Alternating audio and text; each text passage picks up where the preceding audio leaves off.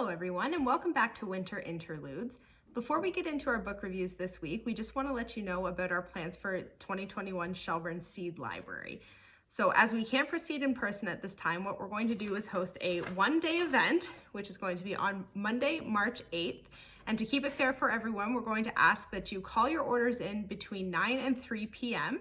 We'll do our best to fill them in the order we receive them, and then we'll call you to set up a curbside pickup appointment. If we have seeds left after March 8th, we will announce how we're going to distribute those.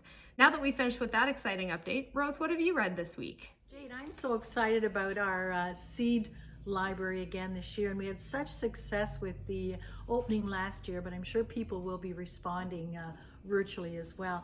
And in line with that, I haven't finished this book, but this is an awesome book, The New Heirloom Garden by Ellen Ecker Ogden. I was leafing through it last night. It's got recipes, it's got detailed plans of how you would set up a garden plot. So if you're thinking raised beds or even just reinvigorating your garden, and the photography is, can't show it very well. Photography is really beautiful and the plans are great. And the detailed description of vegetables, but we'll save that for another time and hurry and sign it out. I'll be finished with it later today, well, tonight maybe. Anyway, the book that I really wanted to talk about is this one, The Company We Keep by Frances Itani. It is a marvelous book. I just loved it.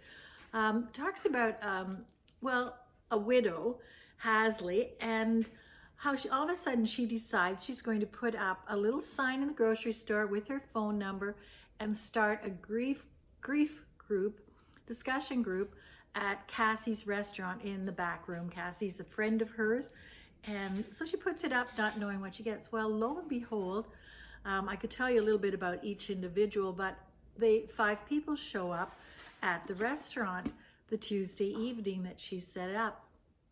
And what is interesting, there, 2 of them are widows, and the book jumps sort of from the life story, like a chapter with their husbands in the life when their husbands were alive, and then it goes to now when they're in this real time with Hasley and this discussion group. And so the 2, and then there was a widower, and of course he reminisces about his wife. And a Syrian refugee comes into the mix, and he is just a lovely man, just the way he's interested in this group and shares some very deep and powerful moments in his life. And then a young woman who had just lost her mom and has spent her whole life with looking after her mom and then with her when she passed away. So interesting characters, great character development, and you get right into the emotions of what's happened with these people. There's some lovely surprise endings, and I urge you to read this book. You won't regret it. It's not a mystery, it's not a psychological thriller. It is just a good book about some loving characters. Wow, that read sounds pretty nifty, Rose. This week, after much anticipation, I'm going to be talking about A Stranger in Town by Kelly Armstrong. I bet you guys can guess what one of the big plot points in this book is. If you guess there are people who don't live in Rockton present in Rockton, you'd be right. So this book kicks off with someone we assume to be a hostel bursting into a very friendly campfire scene. This person is injured, not wearing shoes, and babbling in a language incoherent to anyone present at the scene. Lucky for the people in Rockton, a newly arrived resident happens to speak this language, which is Danish.